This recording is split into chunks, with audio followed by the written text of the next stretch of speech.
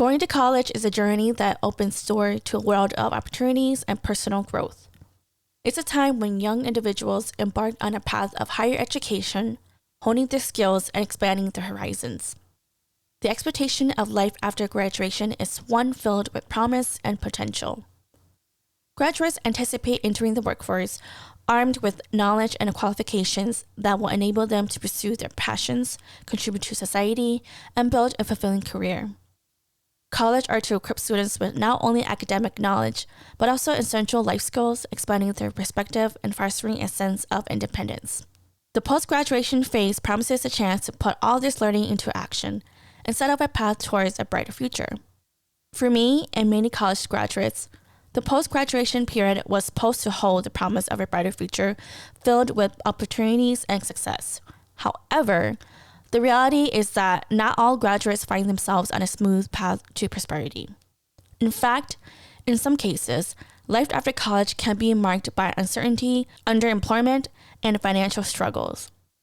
This phenomenon, where a significant portion of college graduates do not achieve the level of success they anticipated, sheds light on the challenge and complexities of the modern job market and the importance of addressing issues related to student debt, changing workforce dynamics, and the need to adapt in the face of adversity. College was an experience that I do not regret experiencing. However, after graduation, I was faced with a lot of questions as to what I am supposed to do in my life pertaining to my career. This was the first moment in my life where I hit rock bottom. I probably went through a depression phase, and it was one of the things in my life I have never shared with my close friends and families. If you are going through this phase in your life and you need comfort or advice as to figuring out life after college, keep listening because you don't want to miss this episode.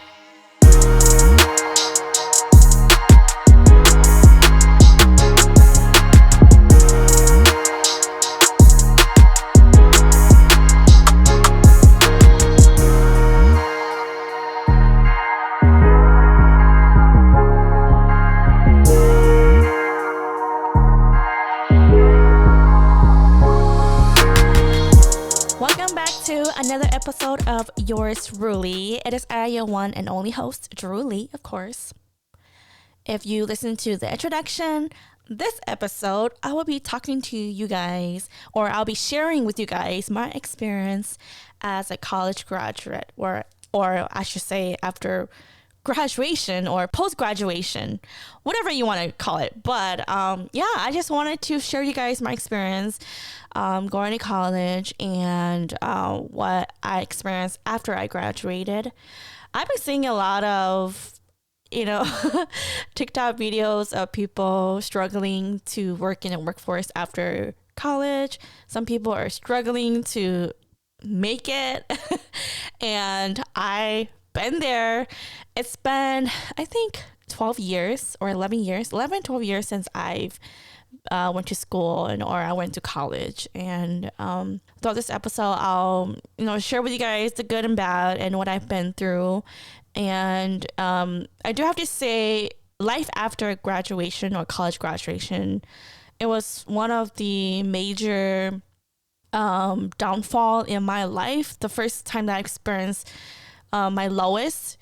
And like I mentioned, I haven't shared this part of my life with close friends and family. So if my friends are listening or if my family members are listening, this is just another part of what I experienced.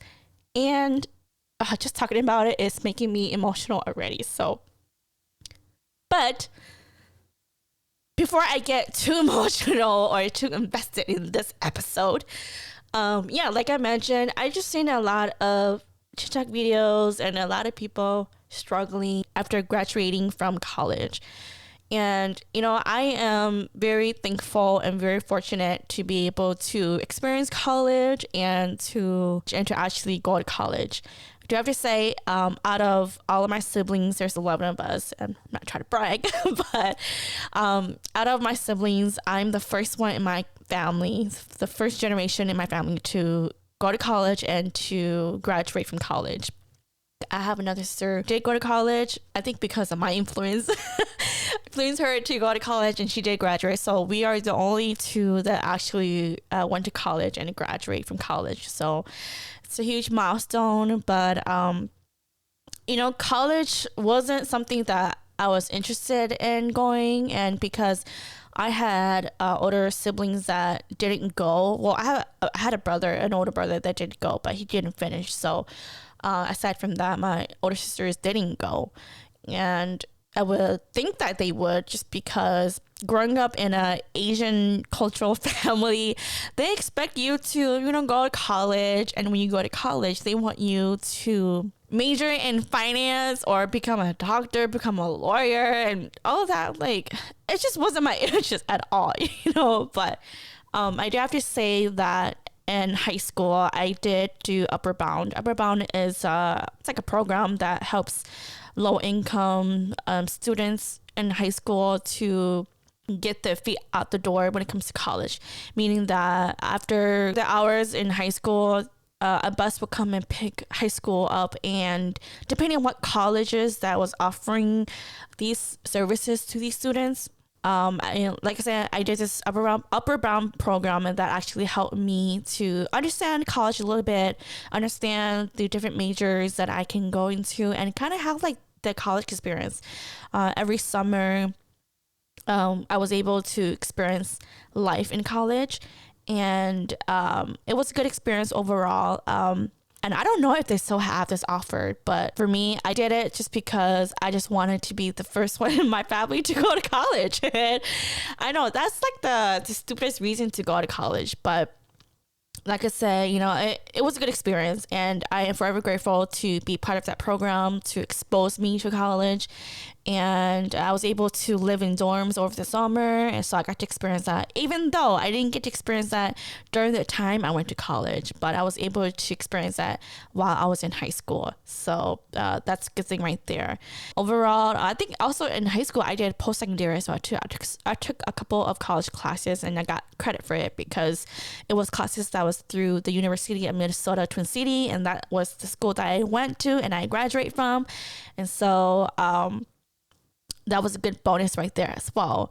But aside from that, during the time that I was in college, I didn't know what the fuck I wanted to major in. At first, I wanted to major in fashion design because I love fashion. Designing is very competitive. Anything that deals with art or music is very competitive. The second major that I wanted to major in was I think it was a music theory or music performance or something like that. And I took one music class, and it was so boring. It was so boring because they just teach you like old, ancient, I don't know, like classical music, and I just wasn't up for that. And so I didn't do that. And I basically majored in youth studies. And the reason why I majored in youth studies because I had a lot of experience working with youth in my church youth group. And I figure, I am volunteering my time, and I'm very active in my youth group, so might as well just majoring in that. And a lot of times when I tell people that this is my major, they don't know what it is. The youth group studies or the youth group major, it's very broad. Let's say if you graduate from that degree, the kind of job that you will work in will be in schools. You can do case studies and work with individuals, youth one-on-one. You can be a coach, you could be a counselor, just anything that deals with working with youth. Youth between, I don't know, like elementary all the way to young adults or in college, just anything that pertains to youth. And right after I graduated from college, I didn't want to continue on with my education to get a master's degree because I'm so over it. Like, I was so over going to school, and I just wanted to get my bachelor's degree and get it done and over with and just go and work. Unfortunately, with my major and the career and the job that's available out there in the world at that time, they needed a higher education, or you need a good reference. And unfortunately, during my time in college, I didn't work in a place where it dealt with youth besides my church. And of course, even though I had a part-time job, but that didn't relate to my degree or my major at all. So Finding a job was really tough. And well, before I go there, I do have to say that, you know, a lot of people have misconception when it comes to people graduating. I've heard from many people that, oh, you know, you're supposed to graduate, have a higher paying job. But in my time, it wasn't like that. In order for you to get paid a certain amount based on your degree, you have to know people in that field. You have to have references and you have to have experience. And even though I applied to so many jobs that pertain to case study or case management where I meet one-on-one with the students, it was a lot harder to get hired from that. And, you know, I've applied to so many jobs that pertains to working with youth. And, you know, it just didn't work out for me. And so it got to a point where I think I had a depression phase. And I'm pretty sure there's plenty of people out there who graduated. They don't know what the fuck they're supposed to do after graduation. Yeah, you're supposed to work in the major that you've been going to school for. But what if it doesn't happen the way that you want it? Because like I mentioned, you don't know anybody who works in that field who can reference you or refer you, or you don't have enough experience, or you're underqualified or overqualified. And it's kind of like, then what the fuck? What's the point of going to college? What people don't teach you, or what they don't tell you, is that, you know, some people, they don't make it after college, you know, and it's sad. And I do have to say, I'm one of those people. Even though I majored in youth studies, right now, currently, I'm not working with youth. And there's a reason for that. Is, like I said, I don't have enough experience, or I just don't know anybody in that field. And maybe because I don't have a master's degree or another major on top of my degree. I don't know. But, you know, it just didn't work for me. You know, and like I said, people assume that every college graduate is supposed to get paid very high. But I'm letting you guys know that's not the case. Depending on what you're majoring in, it can be possible. For the most part, and let's say you just majoring in like arts or design or like music, what else, like youth studies, like those jobs, like you have to put yourself out there and you have to work extra, double, triple hard in order to get that type of money or that type of income. And this is like I said earlier in this episode, this is where I haven't shared this side of my life with close friends and families, because, you know, I was still going through it, and, you know, it was just something that there's just certain things that you can't tell people until you're ready to tell, basically. And it's just my moment to, you know, share with you guys what I've been through. And just thinking about it, it is very emotional, because I'm pretty sure a lot of postgraduates, they feel the same way. Like, they feel like, fuck, I've been going to college. College has been telling me this, that I'm supposed to do A, B, C, and D to get to Z. But right after college, we get stuck. You know, it's kind of like, did I just waste 4 years of going to college? Did I go to the wrong major? It's like, is this how college is supposed to be? You know, there's just so many questions that we had.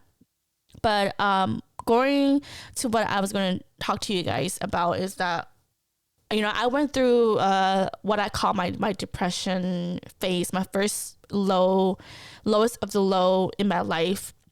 I mean, divorce was like the second, but this was actually my first time feeling like shit and feeling like, what the fuck am I supposed to do in my life? And to a point where, you know, I just didn't feel like doing shit at all. And the reason why this happened is because I worked at this, I'm not going to name what company it is, but I pretty much worked with middle schoolers through this program. And I was supposed to work during the summer to get hours to get completed. Of course, during the summer, you know, I wasn't able to go into the meetings and see what it was like to be in that program and working with kids. Of course, it was my first day there. You know, I don't know what this program is all about. And I was meeting with a person who was, I think he was like a director or the second director of that program, or the summer program.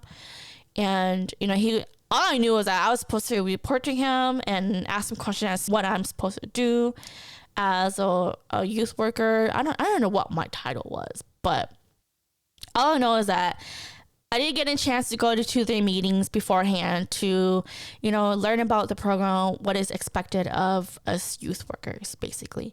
My first day there, went in there. I just told him that let me just, you know, since this is my first day and I don't know what is expected, or I don't know how the kids will react or anything like that, I'll just sit and just watch to see how it is.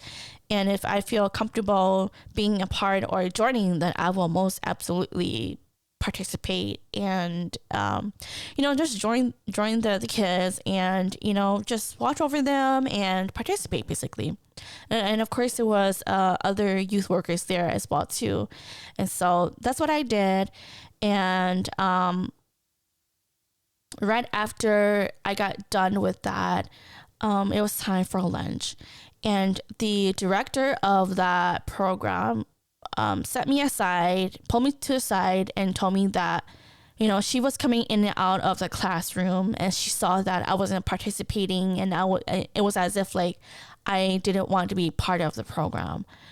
And my thing was this: she came in the time where, yeah, I did sit there and I did watch the kids and watch the other youth workers do what they need to do, and of course it was my first time there, so I didn't know what to expect when it comes to being in the room.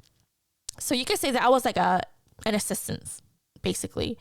And of course, because I didn't get a chance to attend their meeting beforehand, I didn't know what the atmosphere will be like. And I told that lady that this guy that I was reporting to told me that it's okay to examine the room and just see how the other youth worker is doing. And I told her that I did participate. You weren't in the room when I was there. And for her to say that, you know, I didn't participate, I didn't wear the right shoes, because again I was wearing sandals. I'm like, well, what do you expect me to do? I don't know how this place was like. I don't know what kind of program this is. It's like all I was told was that in order for you to get completed hours for this other program, you need to attend or you need to do some summer program in order to count that as your hours, and that was it. And like I mentioned, because I didn't go to the meeting, I didn't know what they expect of me. Like, I didn't know that they want me to wear tennis shoes. I didn't know that they wanted me to wear their t-shirt. I didn't know they want me to like actively engage in their classroom. It's like I don't know what the fuck I'm getting myself into. So let me just, since it's my first day, let me just, you know, sit there and watch how they are doing the things, watch how the other youth workers are doing. That way I have an idea of, okay, so the next day when I come in, then I'll be more engaging. But that same day, I was still engaging because I was comfortable already. And for her, as I don't know what the fuck her title was. She probably was a director or whatever. But I have to say, she was a very shady director. Okay, she claimed that I was not active. I refused to wear my shirt. I even didn't wear the correct shoes, and it felt as if like I didn't want to come at all. And I'm like, what? And she basically told me that with this program, you're supposed to, and as a youth worker of this program, you're supposed to fake it till you make it. You guys, I hate that phrase. Whoever mentioned fake it till you make it, fuck you, because I'm not gonna fake shit. I'm not. Like, I am the realest of the real, and people who say fake it till you make it, well, fuck you. You are the fakest fake. And when she said that, I was like, I'm not no fake, you know. And first of all, she doesn't understand that this is my first day being exposed to this program, being exposed to what I'm supposed to do as a youth worker. So I just told her that, you know what, you are right. yeah, I rather just work with students one-on-one because I'm so used to working with students one-on-one. I'm not used to working in a large group.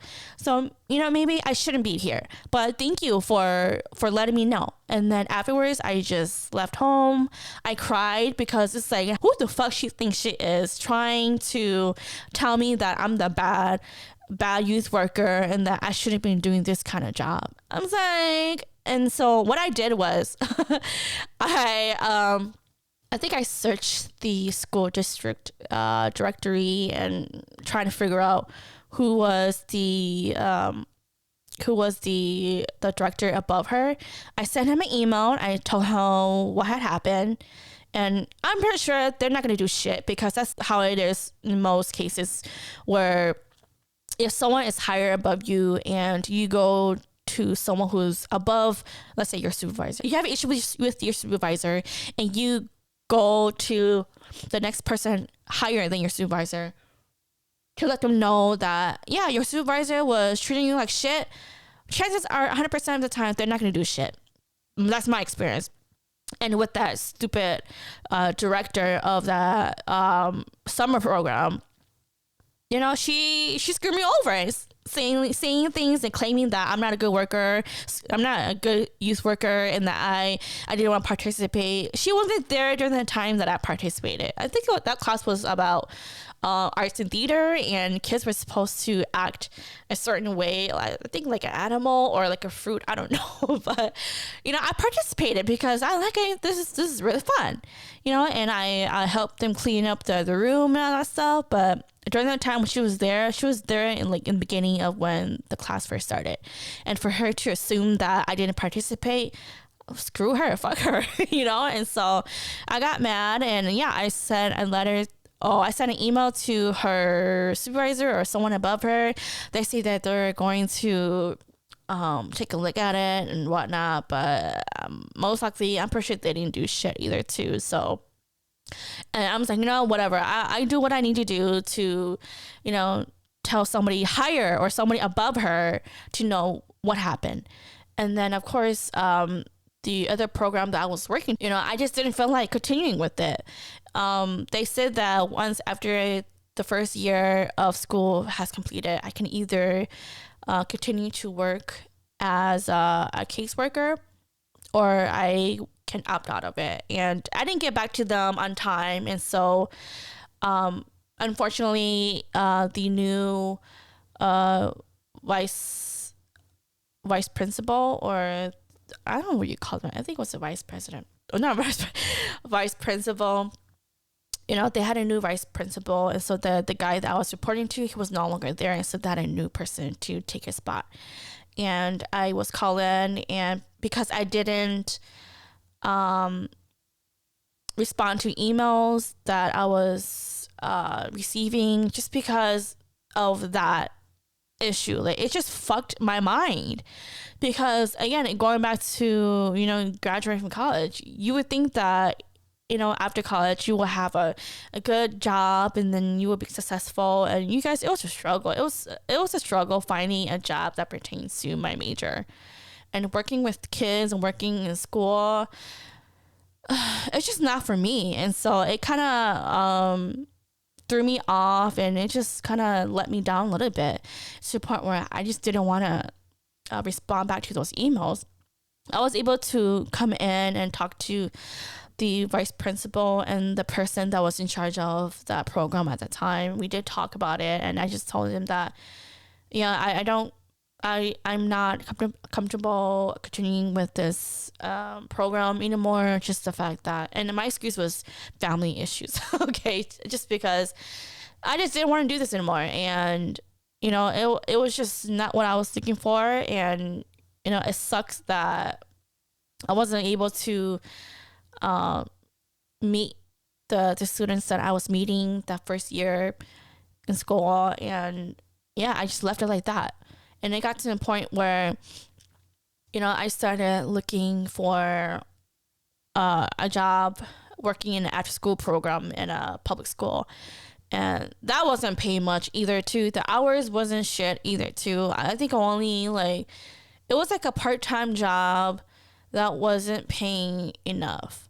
I was only working for like 5 hours. It was during after school hours, basically. It was an after school program, okay? And it wasn't helping me pay for my bills, basically. Although I was living with my parents at that time, I know that my parents are not going to be there to pay for my bills. Okay. That's just how I grew up. If you're fortunate to live with parents that pay for your college bills or all of your bills and you didn't have to worry about it, great. But for me, having 11 siblings and then my parents not getting paid that much, they were in the lower end, okay? And I wasn't going to have them pay for my bills because my parents, they're not going to pay for my bills. Such my dad, he wasn't going to help me pay for my bills. My mom, she would, but then I wouldn't ask her because she's struggling herself too. So it's like I'm basically on my own. So with that, I decided not to continue with that after school program just because it wasn't full time. The hours is just too short. It's like, it's not helping me pay for my bills. It's not helping me pay my student loans. And I was struggling. And with that, after what I've been through, with the summer program with that dumbass director, I don't know, they should just fire her. I don't know. With that experience, along with me talking to the vice principal about them not wanting me to continue with them anymore, it was just a letdown for me. And it got to a point where I think I was depressed. Like I didn't eat at all. And for those who have experienced this, you know, when you don't eat at all, you don't have the desire to eat, your stomach starts hurting. Yeah, that was happening to me. Like my stomach was hurting. I was so depressed. I didn't know what the fuck I was gonna do. I was so worried about, okay, how am I supposed to pay for my bills? How am I supposed to pay for my student loans? And you hear other stories that if you don't pay your bills on time or whatever, your student loans, then it's gonna get reported to the credit or stupid shit like that, you know. Like I just didn't know what the fuck I was gonna do with that, you know. And at that time I was, you know, dating my previous partner at that time, and it got to a point where, you know, I didn't want to tell him about what was going on, but you know, I did. So at that time, he did visit me and I did tell him about it. The fucked up part was when I told him about what I was going through and that I was struggling financially, he fell asleep. He fell asleep and I was like, hello, are you even listening to me? And he just fell asleep. I'm just like, fuck, that should have been a red flag right there. At that moment, just me recording now, I should have known that. Yeah, he wasn't a good person for me to be with just because he wasn't going to be there for me emotionally or during the times when I was struggling. I just let that go, and you know, I did cry, you know, after explaining what I have gone through, and I told him about it, and then later on he fell asleep. I did cry, but I was like, fuck, like I gotta deal with this by myself, you know. And so I had a journal that I used to write in, and I wrote it down, and it was just a journal that I wrote to God, basically. And I was just writing to God, why is this happening to me? Why am I going through this? And it's like, what am I supposed to do? You know, like I thought that college, like life after college would be a lot different. Like, I was supposed to make good money. I was supposed to make good, like, big money, you know, and get paid a lot. That's what I was supposed to do, right? Because I have a degree. And it turns out that wasn't the case. And, you know, although Upward Bound and post-secondary programs like that helps low-income students to get ready for college or get exposed to college was very helpful, but they don't really tell you what you will go through after college. They just tell you, apply for college. Since you're low income, college will give you grants and scholarships and all that crap, right? But then right after you graduate, what do? Like, yes, you do find jobs pertaining to your major, but what if it's a job that you don't like to do? Then what? Did you waste your years of going? Like, I just don't get it. Like, I have so many questions about it, and I was stuck. And even my family members, they expected me to, you know, graduate, come out of college and get a high paying job. And I tell them that's not how that works. Like, yeah, I have a degree, but it's really hard to find a job that will pay me well, that will help me to live on my own and pay for my bills. That's not how it works.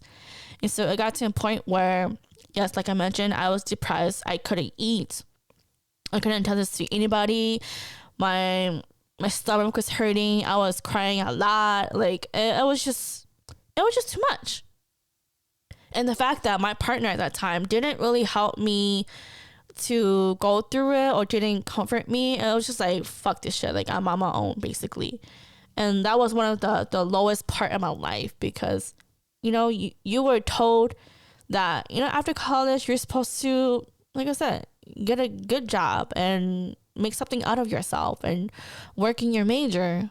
But how can you work in a major when you don't know enough people to refer you, or you don't have enough experience? You're either under or overqualified for the job. And it got to a point where I just decided to, go outside of my major and just find work. And that's what I did. I just found work that was able and willing to help me at least get an income so that I can pay for my bills, pay for my student loans. And that's what I did, and here I am now. And to this day, I'm not working with youth at all.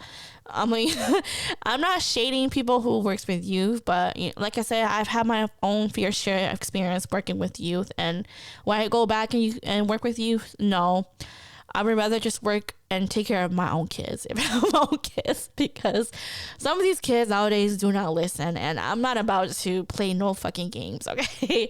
And so, although it was a good experience, and I enjoyed it a lot, but working with kids is just not for me.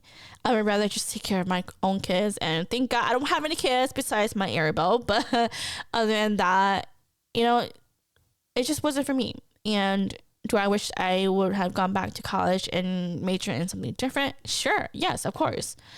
If I had the opportunity to, search the type of jobs that are in demand that I can go to college for, I would have done that. And I don't think Upper Brown program helped me with that. It was more of, what is your interest, and go from there. But it's not like, I love music. I love performing. I love art. I love design. But in order to get a good paying job with that, you have to work extra hard to get that.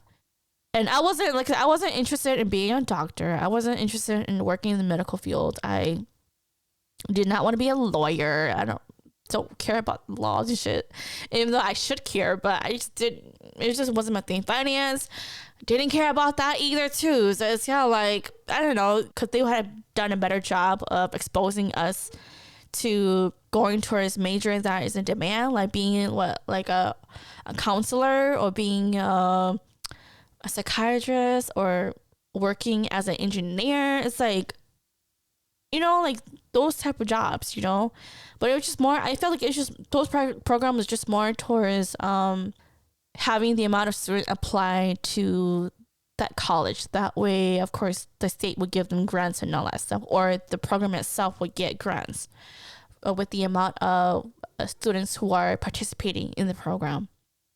And again, it might have changed over time, but at that time when I did Upper Brown and did those post-secondary classes and all that stuff to help me prep for college, it did prep me for college, of course, but did it really help me to realize and to go to a major that will benefit me career-wise?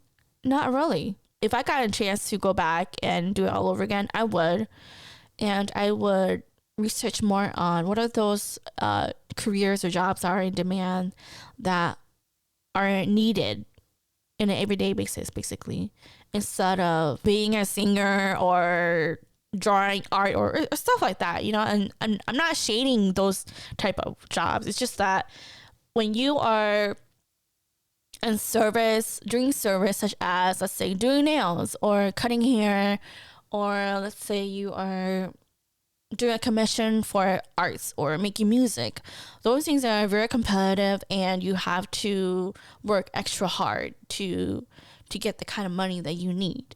I do have to say that At one point, of course, I did cosmetology in high school because the high school that I went to had programs pertaining to if you want to go into business, they have a program for that. If you want to work within the education field as becoming a teacher, they have a program for that. And my school had a program for cosmetology. And I did obtain 500 hours of cosmetology services that I did at that time. And I didn't go to that, and it's because I wasn't interested in doing hair. I wanted to do nails. Okay, I wanted to do nails and only nail. And at that time, they didn't have programs specifically for nails only. In order for you to work on nails, you had to do the cosmetology program. And that's it.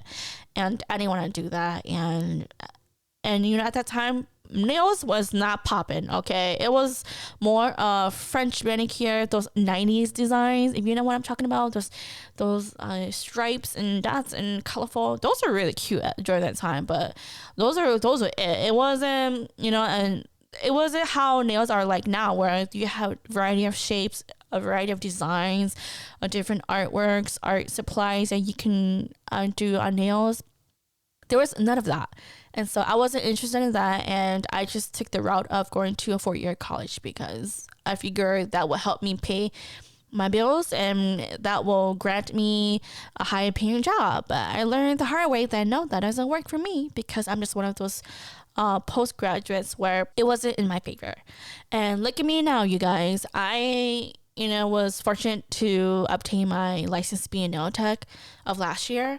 Even though I'm not taking clients, but I do still want to work within the nail field. And you guys know I talk about this a lot too, where I opened a small business doing nails and I need to pick that up. And I'm working on that, you guys. And I do have to say that when you are creating a small business or being a creative person like me, where you do a lot of artworks and all that stuff, right? Or doing services like doing hair, nails, or being a barber, like it takes time. It takes time and you're not going to get the kind of money that you want. Like you have to build up your clientele. You have to promote yourself, market yourself, and do all those things. And it has to be a side hustle in order to be a full-time job. And that's what I learned. And, yes, it sucked that I am not working in the field that I went to school. However, I don't regret it at all just because without going to college, I wouldn't have been so open-minded.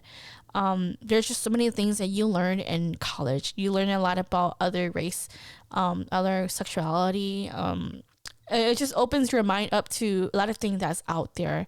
I do see that if I didn't go to college, I wouldn't have known so much about what goes on outside of the United States or what goes on outside of myself. And so if you want to go to college and experience that, being able to travel to other countries and get educated on certain areas that's not pertaining to the United States, that's even great. That's one of the good things about going to college. And I dare to say, college was a year where I turned up, okay?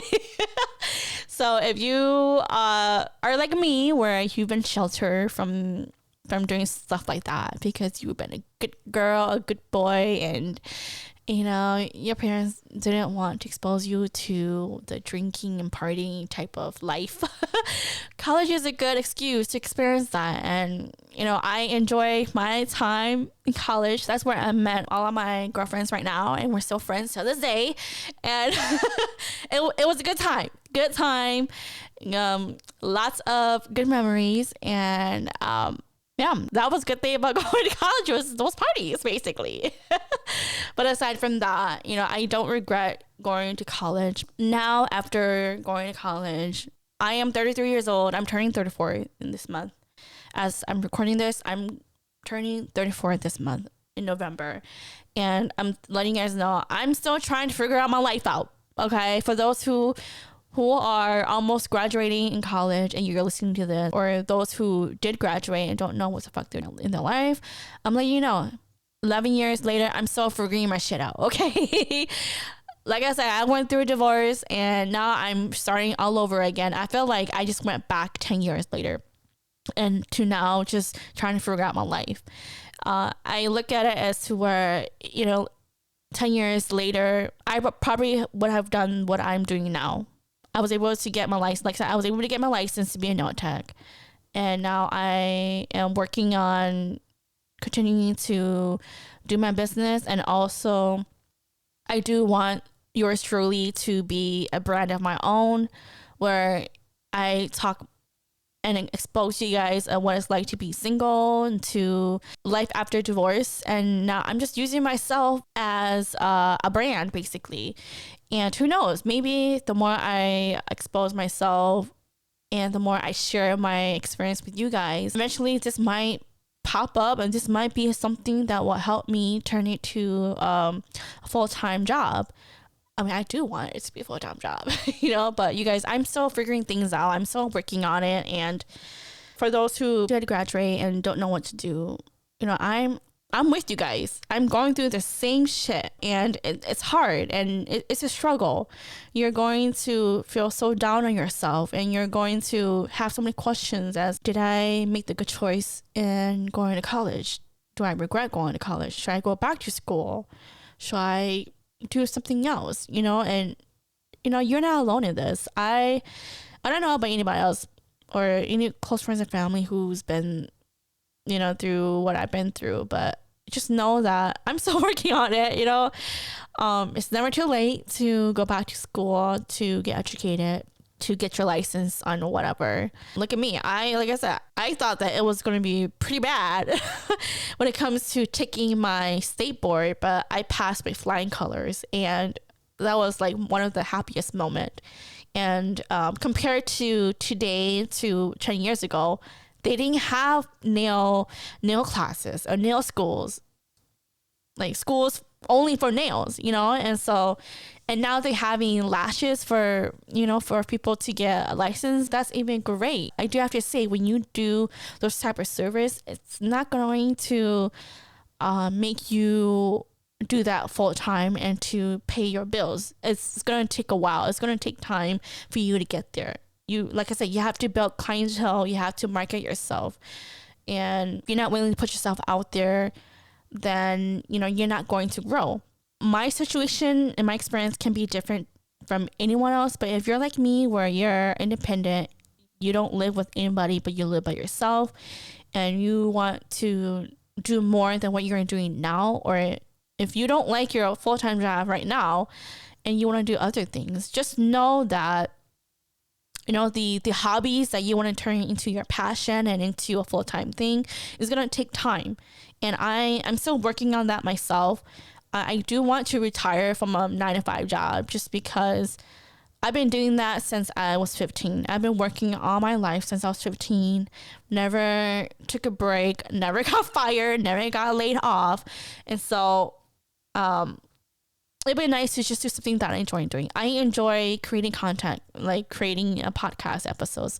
I want to do more content as to like cooking videos, maybe fashion. I do want to focus on my nail business as well too, because that's something that I enjoy doing. And it's hard to do that when doing my nail business and doing yours truly. I'm not getting paid for that. Okay.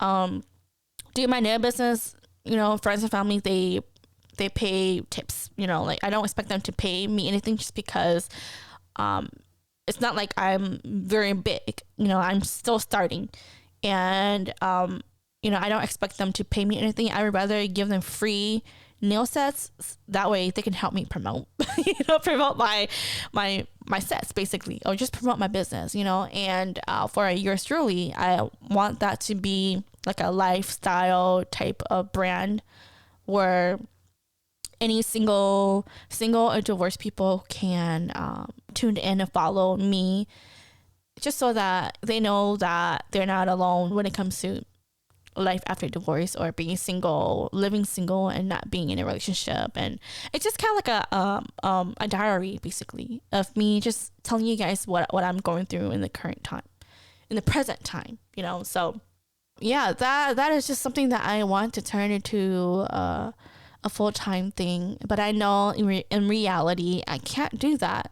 because nobody else is paying my bills except for me. Okay. So in the future, maybe this should be this should be something that I should manifest, where I want yours truly to be a full-time job for me.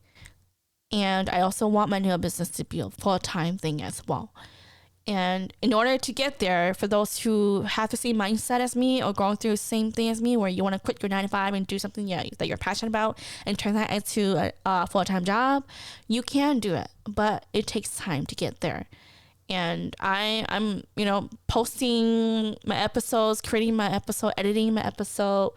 I am doing my TikTok videos and doing all these things. I could do more. I have to push myself to do that, so that I can expose myself to other people, to social media. I don't know. That way people know who I am, and that way I am exposing my brand and who I am as a person. And it just takes time, you guys. It takes time. Eventually I'll get there. But in the meantime, in the present time, I still gotta clock in and out for my job. And don't get me wrong, I enjoy my job. It's just that I would much rather use my 10 hours a day to do yours truly and my nail business and call it a day.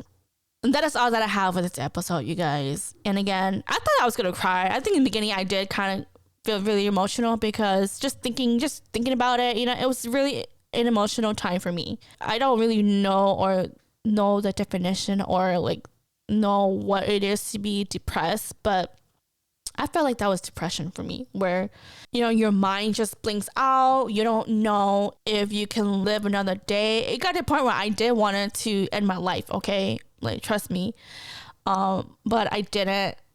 I don't know how I pulled myself out of that, but I just knew that, okay, I gotta switch my mind out, and I just got to keep living, and it's gotta work. That was just my mindset. I don't really have a good advice for those who are stuck and struggling, but just know that I've been there. I thought about, ending my life. I thought about, starving myself until I'm I don't know, until I started vomiting liquid. I don't know, but it was one of the first lowest point in my life where I didn't even know what the fuck I was going to do in my life. Okay. But I pulled out of it because that's just who I am. I don't like to stick to just one thing and just dwell in it for a long period of time. I just snapped out of it, and I just have to think to myself, okay, if this is not going to work for me, what are the other alternatives to this? And of course, like I said, I got a different job that was different from my degree, and look at me now. I am working in a place where it could be a lot better when it comes to pay, but you know what? Inflation, you guys, that's a whole different episode. But aside from that, you just have to snap out of it. You are in control of your life. And if things doesn't go the way you want it, it just wasn't meant to be, and you just move on. That's it. I know some of you guys might have a hard time moving on. Like I said, I'm not a therapist. I don't have a doctor's degree. I just don't. But for me as an individual, I just know how to switch it off and be very optimistic about things that is happening in my life. Even if things didn't go the way that I wanted it, it's okay. Just move on. Do better. That's just my mindset. Going back to my divorce, things didn't go the way that I wanted, but I learned from it, learn the lesson, and move on from it. Think of it as wanting to do better for you. And I always preach this. You want to be the best version of yourself. You don't want to be the same person as you were today. For tomorrow, be a better person. And you have to continuously grow as an individual. You don't want to stop growing. You don't want to have the same mindset that you had when you were in your 20s and you're 40s, 50s. No. When you're still alive, use that time to learn a lot of things about yourself, about what surrounds you, what's happening in the world, things that will benefit you to become the best version of yourself. And that's just my advice right there. And I'm sorry for those who did go to college and it didn't work out, and could have been a better outcome, a better experience. But I think we all go through that in order for us to see our higher self of what we can potentially do, that is not pertaining to what we learned in college. Some of it may benefit some of you guys, but for some who are just like me that it didn't benefit, it's okay. It's okay. At least you experienced college. You went through it. Don't ever have regrets on it. But just know that if you come out of college and you're no longer working in the field that you majored in, that field wasn't meant for you. You were meant to be doing other things. Maybe you're meant to be a social media influencer, or you're supposed to do other things that it's not pertaining to that major. Maybe you're meant to, I don't know, become a doctor. Maybe you're meant to do service towards other people. Maybe you're meant to influence people in a positive way. And you being stuck in 9 to 5 job or working in the office, that just wasn't for you. And that's okay. We just have to accept it, learn from our lesson, and move on. And I hope that if you are going through that experience, to tell that to others who are going through it too as well. Like I say, I don't regret going to college. College was the reason for me to meet my girlfriends right now. And it was an experience for me to open my eyes to other opportunities and open my eyes to accept other cultures, other things that is out there that's not pertaining to what I am already exposed to, basically. So that's that. Again, I'm just rambling on. I'm just like adding a little bits of stuff here and there, but just know that I'm here. I've been through it, and look at me. I'm still struggling. I'm still trying to figure out my life out too. Okay, you guys. If you are in your 20s and you're going through that, look at me. I'm a lot older than you, and I'm going through the same shit. Okay, pretty sure that there's plenty of people who are older than us are going through the same thing. But just know that we are here. I'm here for you. If you need someone to talk to or just to write to, again, if you go to my website, I have a Dear Sister letter that you can write to me.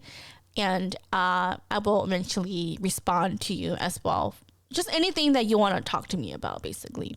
Yeah, that is all that I have for this episode. I don't want to keep rambling on, but because I'm like all over the place whenever I do my podcast. So, but yeah, that's what I have. But again, like I mentioned, I have my website up. You can go to yoursdruelee.com, where everything that you need to know about me, what I am currently working on, and what am I doing. I have my blog post as well too, if you want to read that. And then again, if you want to send me any letters, you can go to my website under Dear Sister Letters. Just write to me about anything, issues that you have. Like I said, I'm not a therapist and I'm not a licensed doctor or whatever that can help you, whatever. But I think I know enough to know and to respond to you. So if you think that I'm someone that can help you with whatever issues you have, let your girl know. And if you are the type that likes to write poems, please share that with me. I feel like poems are just a way to calm yourself and to center your mind a bit. I'm a deep thinker, and you guys know me. I'm not surface level. I don't sugarcoat shit. Like, I go deep into the ocean. Okay. So if you write very deep poems, please share that with me, and you can submit that under my yoursdruelee.com website under poems. But other than that, always check me out on Facebook, TikTok, Instagram, on YouTube as well. And that is all I have for you guys on this episode. And again, thanks for those who have supported me all this time. I truly, truly appreciate it. And I'll see you guys on the next episode.